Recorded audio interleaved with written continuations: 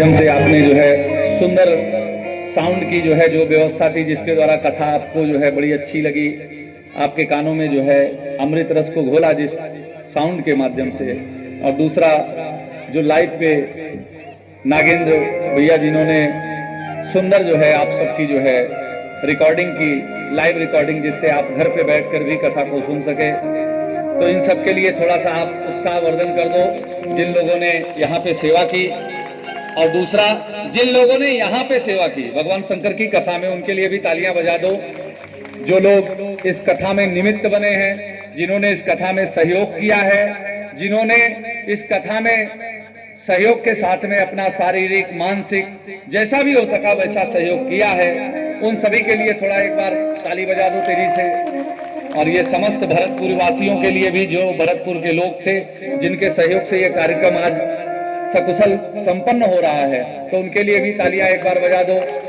और वो लोग जो यहाँ कथा में नित्य निरंतर सुनने आए हैं, एक भी दिन जिन्होंने कथा को जो है छोड़ा नहीं है, उनके लिए भी तालियां बजाओ, वो भी धन्यवाद के पात्र हैं। और वो लोग जिनकी वजह से कथा आपको सुनने का अवसर मिला, दो चार ऐसे लोग हैं, क्या हुआ,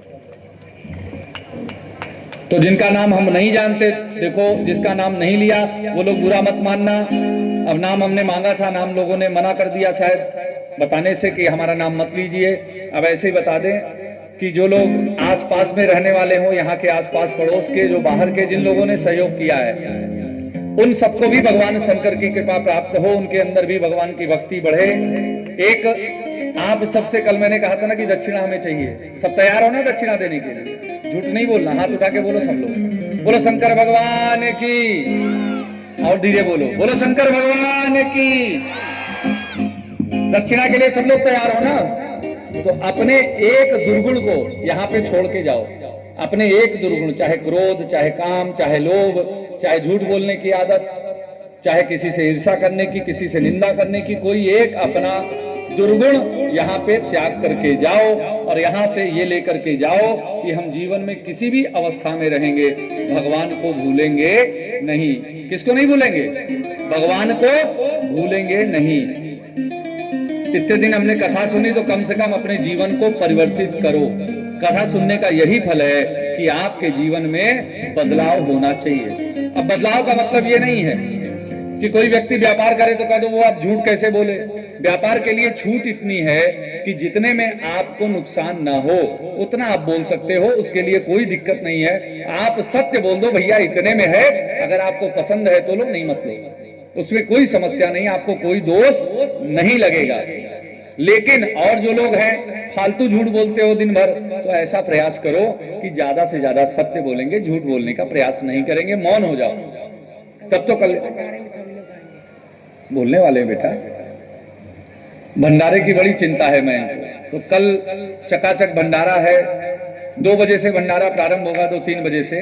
तो आप सभी लोग भंडारे में आए, जितने लोग कथा सुनने आए हो सभी लोग भंडारे में कल आए और यहाँ पे प्रसाद लें। और भगवान का प्रसाद सभी पापों का शमन करता है, और शंकर जी का प्रसाद दिव्य। इस अधिक मास में फिर क्या पूछना है, प्रसाद जरूर लेने आना, भले थोड़ा ही प्रसाद लो। और देखो प्रसाद की एक महिमा है, प्रसाद ऐसे नहीं खाना चाहिए, तो फिर हम नहीं आएंगे, लेकिन आप आओ और प्रसाद कैसे लो? सेवा करके लो, कम से कम कुछ सेवा कर दो। कहते हैं जहां पे भंडारा हो वहां पे जाकर के, अब लोग धन न ले रहे हो तो क्या करें, वहां पे अपने शरीर से पत्तल परोस दो, वहां अपने शरीर से भोजन लेकर के सेवा कर दो, कुछ शारीरिक श्रम कर दो और उसके बाद चकाचक प्रसाद पाओ, कोई समस्या नहीं है। शारीरिक श्रम करना चाहिए, अगर आर्थिक नहीं कर सकते शारीरिक करो, और भगवान शंकर कृपा करें ऐसे ही आपके जीवन में ये कथा चलती रहे। चकाचक कथा सुनो भगवान की, और भगवान के भक्तों से प्रेम करो, गौ माता से प्रेम करो, सभी लोगों से प्रेम करो। सबसे पहले तो आपस में प्रेम करो, आपस में प्रेम करोगे तभी तो सबसे प्रेम करोगे, भगवान से प्रेम करोगे। तो भैया यही वो है। और दूसरी चीज, दान की बात थी ना, दान करनी है। अभी तो यहाँ आओगे तो बेलपत्र लेना है सभी को, और आज भीड़ नहीं लगाना। देखो भले चाहे थोड़ा लेट होकर के जाओ, लेकिन यहाँ पे भीड़ नहीं लगाना, एक एक व्यक्ति करके आना, क्योंकि ऐसा ना हो कि 9 दिन कार्यक्रम बहुत अच्छा हुआ। एक जगह कथा चल रही थी, हमारे परिचित के एक कथा व्यास थे, वहां हम लोग गए थे और जब पहुंचे तो पता चला पूरा का पूरा धड़ाम हो गया। व्यास जी के पीठ में चोट लगी, धड़ाम से गिर गए बेचारे। इतनी पब्लिक चढ़ गई वहां पे, और ऐसी पब्लिक चढ़ी कि पूरा का पूरा मंच ही चला गया। तो ऐसा मत करो भैया कि अंतिम वाले दिन गोविंद आए नमो नमो, किसी को चोट लगे चपेट लगे, तो ऐसा काम मत करो। आराम से एक एक व्यक्ति करके जो है यहाँ से बेलपत्र लेना, प्रसाद लेना, और अपने घर परिवार में भी लोगों को भगवान के प्रति प्रेरणा दो कि भैया आप भी भगवान का भजन किया करो, भले थोड़ा ही करो, 10 ही मिनट करो, 15 मिनट करो, लेकिन अपने समय को भगवान के लिए निकालो। अगर आप भगवान का भजन करोगे तो ये निश्चित गारंटी है कि सभी आपके घर के लोग सुधर जाएंगे और सबका कल्याण होगा। और बहुत अच्छा कल्याण चाहते हो तो शिवलिंग की उपासना करो।